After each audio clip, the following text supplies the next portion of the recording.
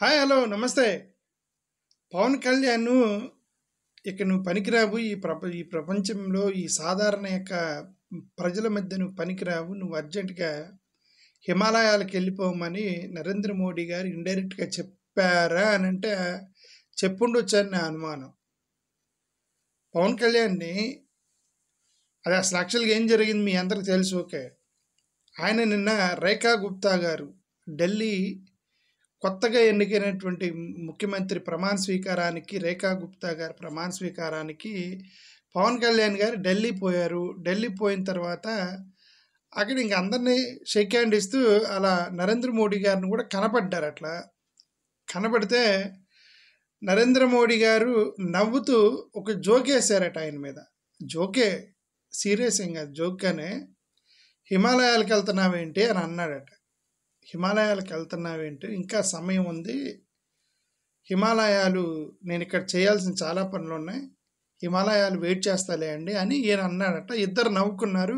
It is a joke, purely it is a humorous conversation between Pawan Kalyan and Modi. But remember, మనం జోకేసిన ప్రతిసారి దాంట్లో ఏదో ఒక సత్యాన్ని బట్టి జోకేస్తాం. ఇప్పుడు ఇద్దరు జోక్ చేసుకున్నప్పుడు దాంట్లో ఒక సత్యం ఉండిద్ది. ఓకే, నా ఫ్రెండ్స్ నన్ను కర్రాడు అని చెప్పి జోక్ వేసేవాళ్ళు.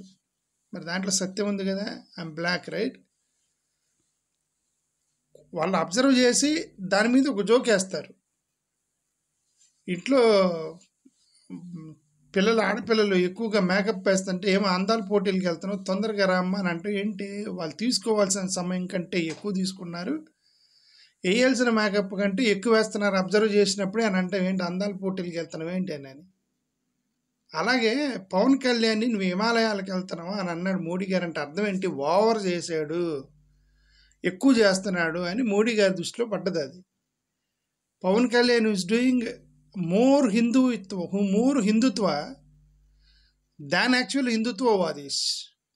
పూర్ హిందుత్వవాదీస్ ఈ దేశం మొత్తం మీద హిందుత్వవాదంతో, మతవాదంతో, అసలు ఈ దేశంలో మతాల గురించి ఎక్కువగా ఓట్ పోలరైజ్ చేస్తుంది బీజేపీ వాళ్ళు.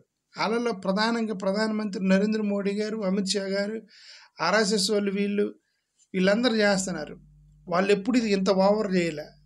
ఈయన పవన్ కళ్యాణ్ గారు చేసేంత, అఫ్కోర్స్ భక్తి అనేది పర్సనల్, మనం ఓవర్ అనకూడదు. ఒక భక్తి పర్సనల్, 100% పర్సనల్. కానీ ఎక్కువ ఓవర్గా ఎక్స్పోజ్ అవుతాం. అందరూ కుంభమేళాకి వెళ్తారు, అందరూ ఏమంటారు భక్తి చాడుతారు, అందరూ తిరుపతి టెంపుల్కి వెళ్తారు, అందరూ వెళ్తారు. కానీ కాషాయం డ్రెస్ ధరించి దానిలోనే కనపడుతూ అదే దీక్షలు చేస్తూ దాన్ని ప్రెస్ మీడియాకు వచ్చి ముందుకు వచ్చి మీడియాకి రిలీజ్ చేసి, పవన్ కళ్యాణ్ జనరల్గా సినిమాల్లో ఒక స్టైలిష్గా, అదేదో పాత సినిమాల్లో ఒక డిఫరెంట్ అయినటువంటి ఏదో బ్యాగీ ప్యాంట్స్ లాంటివి వేసి ఒక స్టైలిష్ డ్రెస్లో కనబడి చాలా రోజులైంది. ఎప్పుడు చూసినా ఒక టవల్ కట్టుకొని ఒక సాధువులాగా తయారంటే he was more than what actually he suppose to look in front of the public. అది నరేంద్ర మోడీ గారికే జోకేసాడంటే, ఏమో హిమాలయాలకు పోతున్నావు అని జోకేసాడంటే ఈయన ఎంత ఓవర్గా కనిపిస్తున్నాడో పబ్లిక్కి అర్థం చేసుకోండి. కామన్ మ్యాన్కి ఎందరా ఈయన అఫ్కోర్స్ ఆయన హీ హ్యాజ్ ఫ్రీడమ్. ఆయన ఏ భక్తిలోకి వెళ్ళే ఫ్రీడమ్ ఆయనకుంది, ఎలాంటి బట్టలు వేసుకునే ఫ్రీడమ్ ఆయనకుంది, మనం చేయకూడదు. బట్ నేను చెప్తున్నా, what in view of Narendra Modi ఆయన ఓవర్ చేశాడని అర్థం. ఓవర్ చేశాడు కాబట్టి నువ్వు హిమాలయాలకు వెళ్తున్నావు ఏంటి పవన్ కళ్యాణ్ అని జోక్ వేసాడు, నవ్వుతూ అన్నాడు. యాజ్ ఇట్ ఈస్ బీజేపీ వాళ్ళ దగ్గర ఒకటి ఉండిద్ది, ఓటు పోలరైజేషన్ దగ్గర మతాల గురించి, ఒక హిందుత్వ అనేటువంటి మతాన్ని బట్టి ఓటు పోలరైజేషన్ వాళ్ళు తప్ప ఎవరిని చేయనివ్వరు. వాళ్ళే చేయాలి, ఇంకెవరు చేయనివ్వరు. సడన్గా ఎవరైనా హిందుత్వవాదం ఎత్తుకున్నా వాళ్ళు సహించరు అనమాట దాన్ని, ఫస్ట్ ఆఫ్ ఆల్. ఎందుకంటే మళ్ళీ ఇతనికి ఓట్ బ్యాంక్ పోతే మళ్ళీ బీజేపీ గ్రో అవ్వాలి కదా అక్కడ. సో అది బీజేపీకి ఆ ప్రాబ్లం ఉంది. మన అరవింద్ కేజ్రీవాల్ లాంటి హిందుత్వవాదాన్ని తీసుకుంటే తొక్కేశారు అక్కడ. సరే, ఎనివేనా దిస్ హ్యాపెన్స్. అదే పవన్ కళ్యాణ్ కూటమి యొక్క ఎలియన్స్ గురించి కూడా మాట్లాడారు ప్రెస్ మీట్తో మాట్లాడుతూ. ఏమన్నా కూటమిలో ఏదో గొడవలు ఉన్నాయి అని అంటే, ఏ లేదు, కూటమిలో గొడవలేము అని ప్రెస్ మీట్కి చెప్పారు. అది కాకుండా ఇంకేం చెప్తారు? మేము రోజు తనుకుంటున్నామండి, మాకు గొడవలు ఉన్నాయి, నాకు ర్యాంక్ 8వ ర్యాంక్ ఇచ్చారు, లోకేష్కి 8 ర్యాంక్ ఇచ్చి నాకు 10వ ర్యాంక్ ఇచ్చారు, నేను మరీ అంత దరిద్రంగా పనిచేస్తున్నానా, కష్టపడి పనిచేస్తున్నాను, లోకేష్కి నాకంటే బెటర్ ర్యాంక్ ఇవ్వడం ఏంటి, అందుకని మేము బాగా తనుకున్నామని చెప్తాడే మీడియా ముందుకు వచ్చే. ఆయన ఏం చెప్పాడు? మాకేం గొడవలు లేవు, మేము కలిసే ఉన్నాము అని చెప్పాడు మీడియా ముందు. మరి మీడియా ముందు ఉంటే మరి ఈ మీటింగ్ ఎందుకు రాలేదంటే వెన్నునొప్పి అని రాలేదు, నాకు ఇప్పటికీ బాధిస్తుంది. ఆయన ఉండేది ఎక్కడో ఒకవేళ హైదరాబాద్లో ఉంటాడు అనుకుంటే, పవన్ కళ్యాణ్ గారు ఎక్కడ ఉంటారో తెలియదు, హైదరాబాద్ లేదంటే మంగళగిరిలో ఉంటారండి, 2 చోట్ల ఉంటారు. చంద్రబాబు నాయుడు గారు మీటింగ్ పెట్టింది అక్కడ గుంటూరులో. మంగళగిరి నుంచి గుంటూరు రావడానికి వెన్నునొప్పి, లేదంటే హైదరాబాద్ నుంచి గుంటూరు రావడానికి వెన్నునొప్పి. బట్ తీర్థయాత్రలు వేసాడు కాబట్టి 3 రోజుల వరుసన వెన్నునొప్పి ఏమైంది? సో గొడవలు లేవు, హట్ అవ్వలేదు అనేది మన నమ్మసక్యం కాని విషయం. వాళ్ళకి గొడవలు ఉన్నాయి, హట్ అయ్యారు, ఓకే.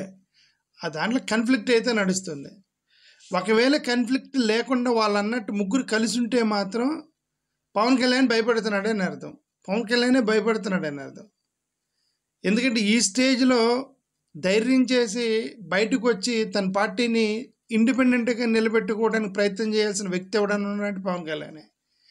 టీడీపీ ఆల్రెడీ ఎస్టాబ్లిష్ అయ్యింది, వైఎస్ఆర్సీపీ ఆల్రెడీ ఎస్టాబ్లిష్ అయ్యింది. ఇప్పుడు ఏదో కొద్ది గొప్ప ఇక బీజేపీ కాంగ్రెస్ ఉన్నాయి. కాంగ్రెస్కి మనం హోప్లెస్. అది కాంగ్రెస్ ఇక్కడ ఆంధ్రప్రదేశ్లో ఎంతవరకు పైకి తీసుకొస్తారనేది ఎవరికి తెలియదు, ఓకే. బీజేపీ ఏమో చూడాలి. ఏంటంటే బీజేపీ వాళ్ళు ఏంటంటే ఏమి గ్రాస్ రూట్లో ఒక నలుసు కోడ్లు ఏం చేత గడ్డి మలుపుతున్నారు వాళ్ళు. మీరు ఎలా చేస్తున్నారో చెప్పలేము. బీజేపీని ఎటువైపుగా తీసుకెళ్తారేమో భవిష్యత్తులో, ఏదో ఒక పార్టీని మెర్జ్ చేసుకొని. బట్ ఈ టైంలో ఎవరన్నా తను ఇండిపెండెంట్గా ట్రై చేయాల్సిన వ్యక్తి అంటే పవన్ కళ్యాణ్. ఆయన మేము కలిసే ఉన్నాము, మేము కలిసే ఉంటాము, మేమందరూ ఆమెను విడిపోలేదు అని అంటే పవన్ కళ్యాణ్ భయపడుతున్నాడని అర్థం ఫండమెంటల్లీ, ఓకే. విడిపోకూడదని కోరుకునేది చంద్రబాబు నాయుడు గారు. టీడీపీ విడిపోవాలని కోరుకుంటారు, విడిపోకూడదని కోరుకుంటారు వాళ్ళు. ఎందుకంటే విడిపోతే వాళ్ళకి నష్టం కాబట్టి, జగన్కి అడ్వాంటేజ్ వచ్చింది కాబట్టి. మూడోది ఇంకోటి కూడా అన్నారు, మళ్ళీ అదే పాత పాట. అప్పులు, జగన్మోహన్ రెడ్డి ప్రభుత్వంలో అప్పులు పాలు చేశాడు మా ఆంధ్రప్రదేశ్ని. అయినా సరే మేము స్కీమ్స్ ఇస్తాము అని చెప్పి ఢిల్లీలో కూర్చొని అప్పుల గురించి మాట్లాడాడు పవన్ కళ్యాణ్. అప్పుల గురించి ఎన్నిసార్లు అప్పుల గురించి ఎంతమంది చెప్తారు, ఎన్ని ప్రెస్ మీట్లు పెడతారు? ప్రెస్ మీట్ల ముందుకు వచ్చిన 10 సారి అప్పులు చేశాడు అని చెప్పేసి ఒక పక్క మొత్తుకొని చెప్తూ ఉంటే ఎవరు ఎక్కువ అప్పులు చేశారు, ఎవరు అప్పులు తీసుకున్నారు, ఎవరు రాష్ట్రంలో విధ్వంసం అయింది, ఎవరు,